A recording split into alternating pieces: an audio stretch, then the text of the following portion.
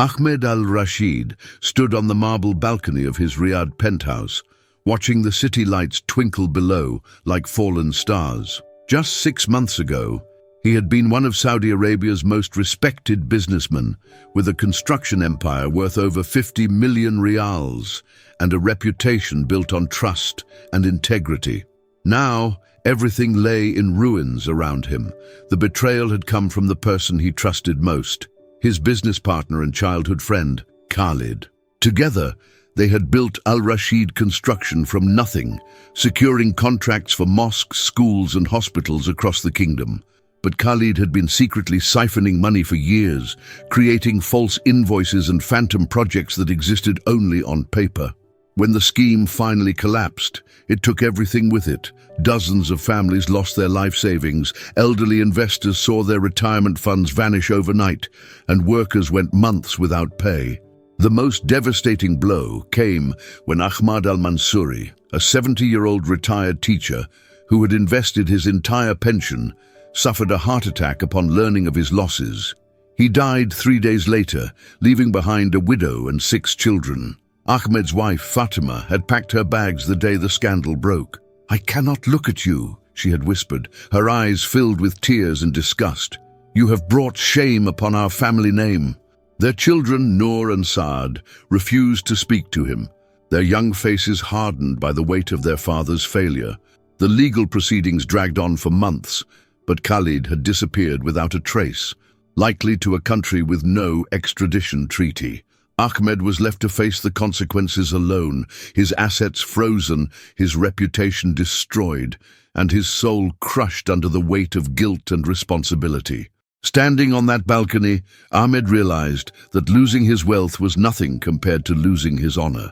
In Arabian culture, a man's word was his bond, and Ahmed felt he had broken the most sacred trust. The question that haunted him wasn't how to rebuild his fortune, but how to reclaim his soul. Chapter 2. The Weight of Guilt. The months following the collapse were a descent into darkness that Ahmed had never imagined possible. He moved from his penthouse to a small apartment in an older district of Riyadh, selling what few possessions remained unfrozen by the courts. But the physical discomfort was nothing compared to the emotional torment that consumed him daily. Sleep became elusive, haunted by the faces of those he had failed. He would wake at 3 a.m., drenched in sweat, hearing Ahmed Al-Mansuri's voice asking about his investment returns. The old man had been so proud to be part of what he called a blessed venture, building schools for children who couldn't afford education. Ahmed's attempts to find work were futile. His name had become synonymous with scandal in business circles, and even former friends crossed the street to avoid him. The isolation was suffocating, but worse was the knowledge that his children were suffering because of his failures. Noor had been forced to leave her private school, and Saad's university plans were in jeopardy. The breaking point came during Ramadan, when Ahmed attended Friday prayers at the mosque where his grandfather had once served as imam. As he knelt in prayer, he overheard 2 men behind him discussing the Al-Rashid disaster and how it had affected their families. One mentioned that his brother had lost his house because of the unpaid construction wages. After prayers, Ahmed approached the mosque's current imam, Sheikh Abdullah, a wise man in his 70s who had known Ahmed since childhood. "I am lost, Sheikh," Ahmed confessed, his voice barely a whisper. "I carry the weight of so many ruined lives. How does a man find forgiveness for such failures?" Sheikh Abdullah studied Ahmed's haggard face for a long moment. "Forgiveness begins with understanding the true nature of your burden, my son. Are you seeking to escape your guilt or to transform it into something meaningful? The path to redemption is not found in comfort, but in the willingness to sacrifice everything for the sake of others." Those words would echo in Ahmed's mind for weeks, planting the seed of an idea that seemed impossible, even insane. Chapter 3. The Impossible Decision. For 3 weeks after his conversation with Sheikh Abdullah, Ahmed wrestled with an idea that grew stronger each day, despite its apparent madness. He had been reading about the ancient tradition of pilgrimage, not just the formal Hajj, but the personal journeys of repentance that devout Muslims had undertaken throughout history. The more he researched, the more he learned about individuals who had walked extraordinary distances as acts of devotion and atonement. There were stories of men who had traveled from Morocco to Mecca on foot, of pilgrims who had given up everything to seek spiritual purification through extreme sacrifice. Ahmed's idea was forming. He would walk from Riyadh to Mecca, a distance of nearly 900 kilometers, carrying only water and wearing simple clothes. But what made his plan truly extraordinary and potentially deadly was his decision to walk barefoot across the desert during the hottest months of the year, when temperatures regularly exceeded 50 degrees C. The symbolism was clear in his mind. Just as his victims had been stripped of their security and comfort, he would strip himself of all protection against the harsh reality of the desert. Each step on the burning sand would be a prayer for forgiveness, each blister a payment toward his debt of honor. When Ahmed finally shared his plan with Sheikh Abdullah, the old imam was silent for a long time. "What you propose is not pilgrimage, my son. It is potential suicide. The desert in summer shows no mercy, even to the most prepared travelers." "Perhaps that is what I deserve," Ahmed replied quietly.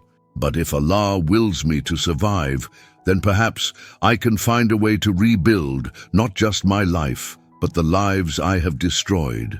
I need to prove to myself and to others that I am willing to sacrifice everything for redemption." Sheikh Abdullah shook his head slowly. "Redemption cannot be earned through suffering alone, Ahmed, but if your heart is truly committed to this path, then I will pray for your safe return." "When do you plan to begin this journey?"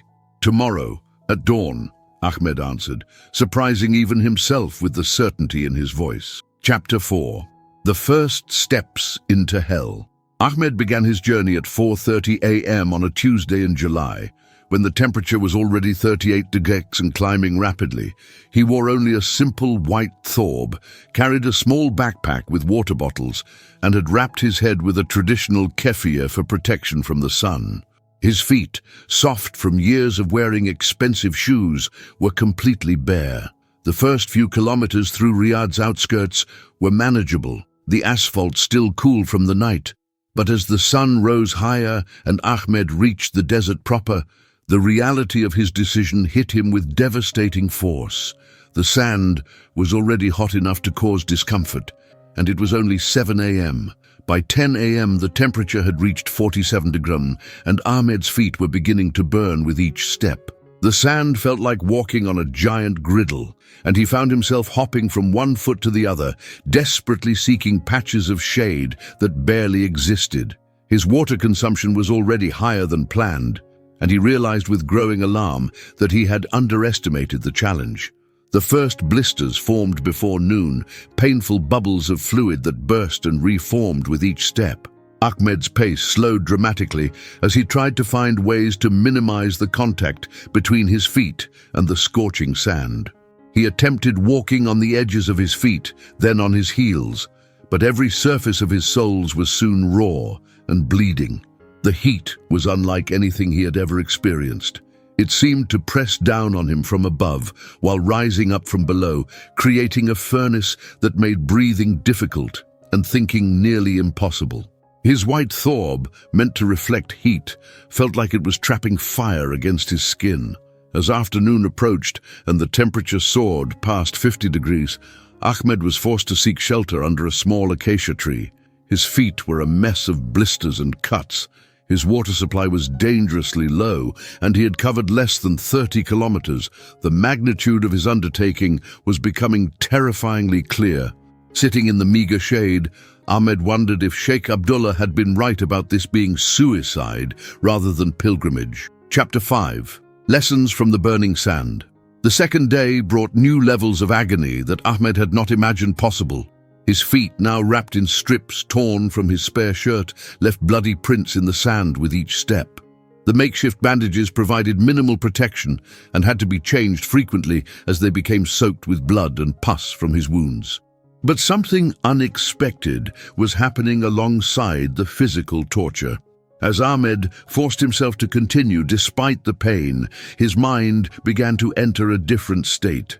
The constant burning sensation in his feet became a form of meditation, a focal point that pushed away all other thoughts except the need to take the next step. He found himself thinking about Ahmad al-Mansuri's widow, Saad, and how she must feel waking up each morning to face financial uncertainty. Ahmed's burning feet seemed insignificant compared to the pain of losing a husband and life savings simultaneously. Each agonizing step became a prayer for her forgiveness and well-being. The desert also began teaching him lessons he had never learned in his air-conditioned offices. Water became more precious than gold, shade more valuable than any business deal he had ever negotiated. He learned to read the subtle signs that indicated slightly cooler sand, to spot the rare patches of harder ground that offered brief relief. On the third day, Ahmed encountered his first other travelers, a Bedouin family moving their goats to new grazing grounds. The patriarch, an elderly man named Abu Khalil, was shocked to see Ahmed's condition and immediately offered assistance. "Brother, you will die if you continue like this," Abu Khalil said, examining Ahmed's ravaged feet. "The desert does not forgive foolishness, no matter how noble the intention." Ahmed explained his mission, and Abu Khalil listened with growing understanding. "I see," the old Bedouin finally said. "You seek to pay a debt that cannot be measured in money. But the desert teaches us that survival requires wisdom, not just courage. Allow me to share some knowledge that might help you reach your destination alive." Abu Khalil taught Ahmed how to walk more efficiently on sand, how to wrap his feet for better protection, and most importantly, how to find and conserve water in the harsh environment. Chapter 6. The Kindness of Strangers. Word of Ahmed's journey began to spread through the small desert communities along his route. In a culture where hospitality is sacred and pilgrimage is revered, his story resonated deeply with people who understood both the weight of honor and the power of redemption. On his 7th day, as Ahmed struggled through a particularly brutal stretch of open desert, he was approached by a pickup truck carrying 3 young men from a nearby village. They had heard about the businessman walking barefoot to Mecca and had come to offer support.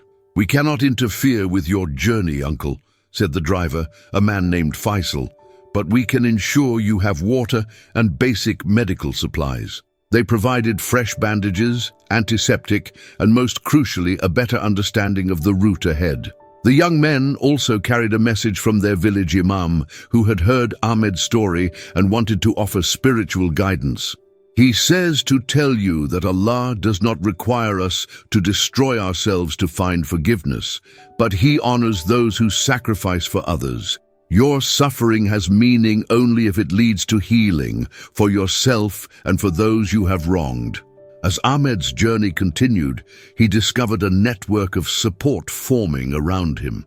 Bedouin families would leave water caches along his route, villagers would offer prayers for his success, and even some of his former business associates began to reconsider their harsh judgments. One particularly moving encounter occurred on his 10th day, when Ahmed met an elderly woman named Mohammed, who had lost her son's college fund in the Al-Rashid collapse. Instead of anger, she showed him compassion. "I see that you carry our pain with you," she said, offering him dates and water. "Perhaps this is how healing begins, when those who cause harm are willing to share in the suffering they have created." These encounters began to shift Ahmed's understanding of his journey.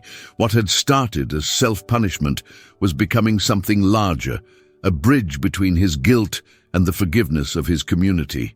Each person who showed him kindness despite his failures was teaching him that redemption was possible, but it required more than just enduring pain. Chapter 7.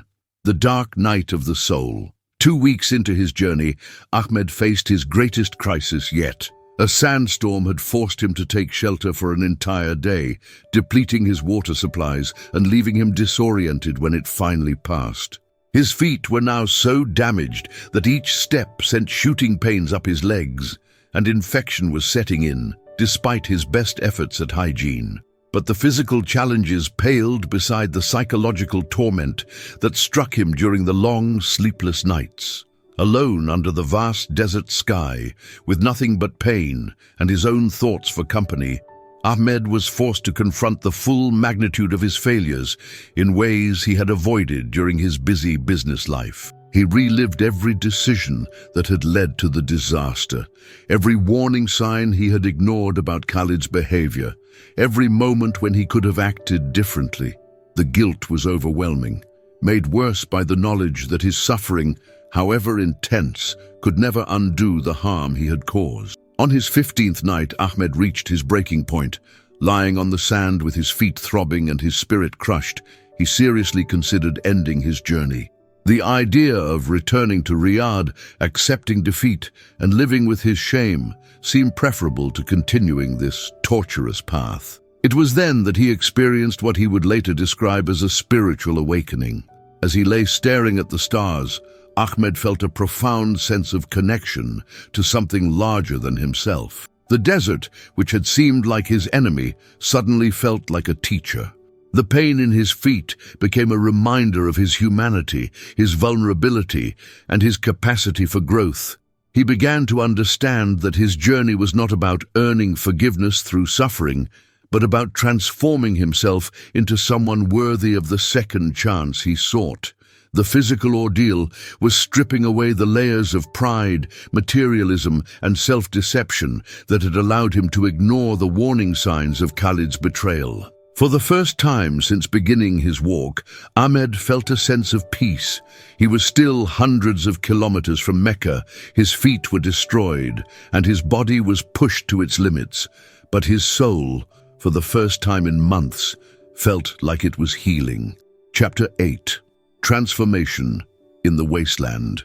The third week of Ahmed's journey marked a profound transformation in both his physical condition and his mental state. His feet, though still painful, had developed thick calluses that provided some protection against the burning sand. More importantly, his mind had adapted to the constant discomfort, finding a rhythm that allowed him to continue despite the pain. Ahmed's daily routine had become a form of moving meditation. He would wake before dawn, pray facing Mecca, and begin walking as the first light appeared on the horizon. During the hottest hours of the day, he would rest in whatever shade he could find, using the time to reflect on his life and plan for his future. The solitude and physical challenge had stripped away the distractions that had previously filled his life, forcing him to confront fundamental questions about his values and priorities.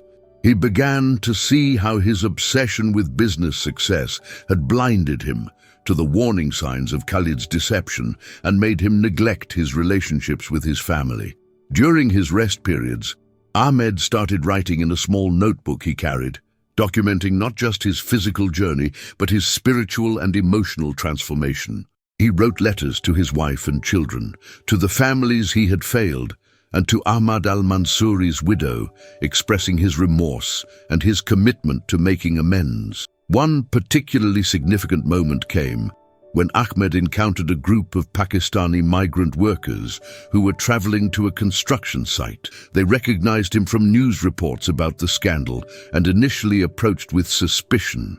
But when they saw his condition and heard about his journey, their attitude changed completely. "Sir, we lost 3 months' wages because of your company's collapse," said their foreman, a man named Rashid. "But seeing you like this, walking barefoot in the desert, we understand that you are truly sorry. This gives us hope that justice exists, even when the law fails us." The workers shared their simple meal with Ahmed and offered prayers for his success. Their forgiveness, freely given despite their own losses, moved Ahmed to tears and reinforced his growing understanding that redemption was possible through genuine repentance and changed behavior. Chapter 9. The Community of Pilgrims. As Ahmed entered the final third of his journey, he discovered that his story had spread far beyond the desert communities along his route. Social media posts and news reports had carried his tale across Saudi Arabia and beyond, inspiring others who were struggling with their own failures and seeking redemption. A remarkable thing began to happen. Other pilgrims started joining Ahmed for portions of his walk, Some were people who had been affected by the Al-Rashid collapse and wanted to show their forgiveness. Others were individuals dealing with their own guilt and shame, who saw in Ahmed's journey a model for their own healing. A particularly moving encounter occurred when Saad al-Mansuri, the son of the elderly investor who had died, appeared at Ahmed's side one morning. The young man had driven from Riyadh specifically to walk with Ahmed for a day. "My father believed in your project because he believed in you," Saad said as they walked together across the burning sand. "His death was not your fault. It was the result of betrayal by someone you trusted. But your willingness to suffer for his memory honors him and helps our family heal." They walked in silence for hours, sharing water and the burden of grief. When Saad finally returned to his car, he left Ahmed with a message from his mother. "She says to tell you that my father would be proud of your courage and that she prays for your safe arrival in Mecca."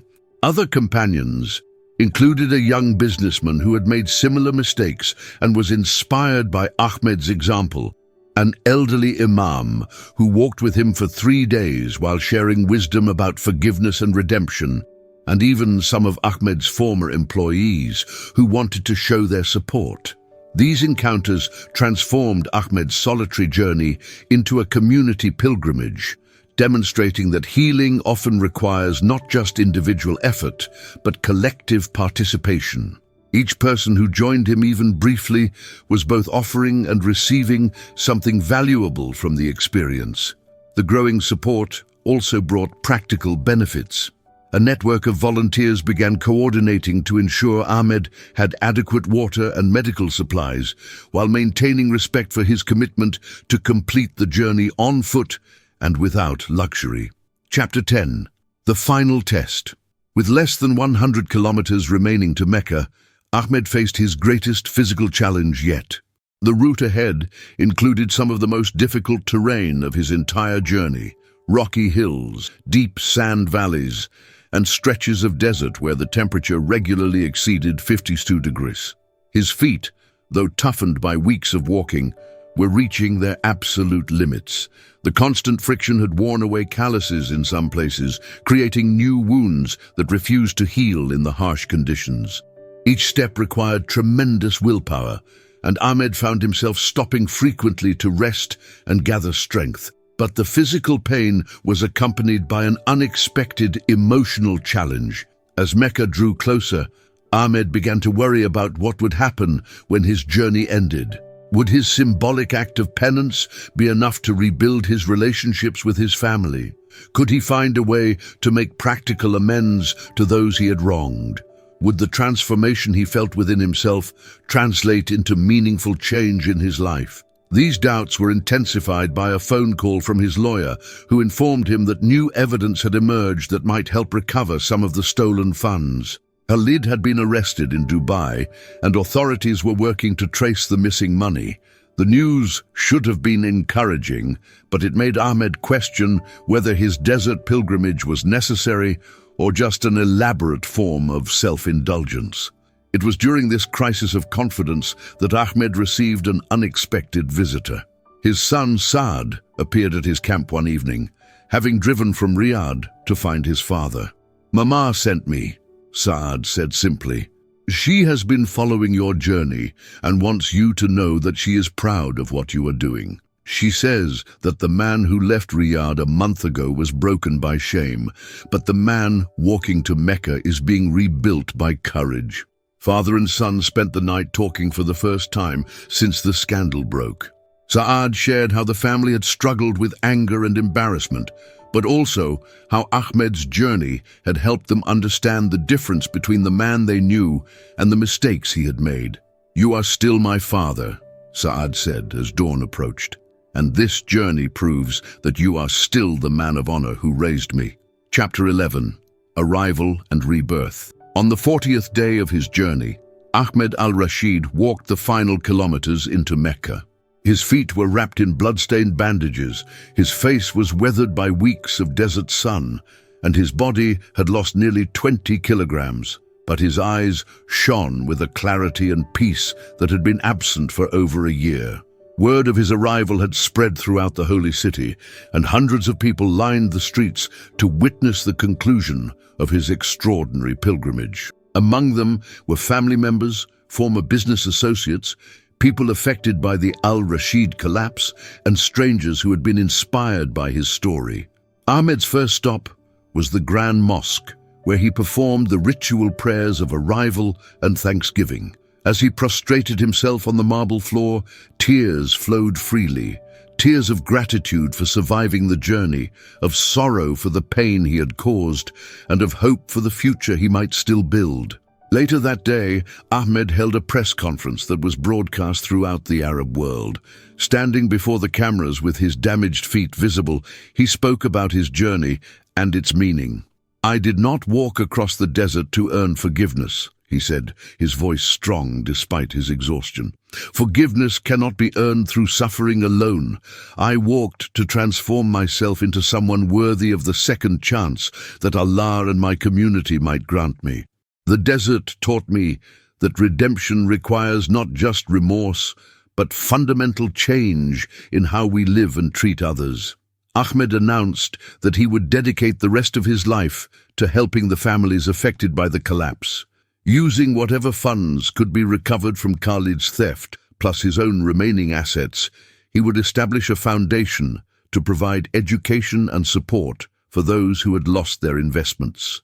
The most emotional moment came when Saad, Ahmad al-Mansuri's widow, approached Ahmed after his speech. The elderly woman, who had traveled from Riyadh specifically for this moment, embraced him publicly. "Your journey has given meaning to my husband's death," she said, her voice carrying across the silent crowd. "He invested in your company because he believed in building a better future for our children. Now, through your suffering and commitment, that investment will finally bear fruit." Ahmed's family reunion was private but no less meaningful. Fatima, Noor, and Saad had all come to Mecca to welcome him home. The healing would take time, but the foundation had been laid through 40 days of walking across burning sand. As Ahmed looked back on his journey, he understood that he had not just walked from Riyadh to Mecca. He had walked from despair to hope, from shame to dignity, and from a broken man to someone ready to rebuild not just his own life, but the lives of those he had failed. The desert had been his teacher, suffering his curriculum, and redemption his graduation. Now the real work could begin.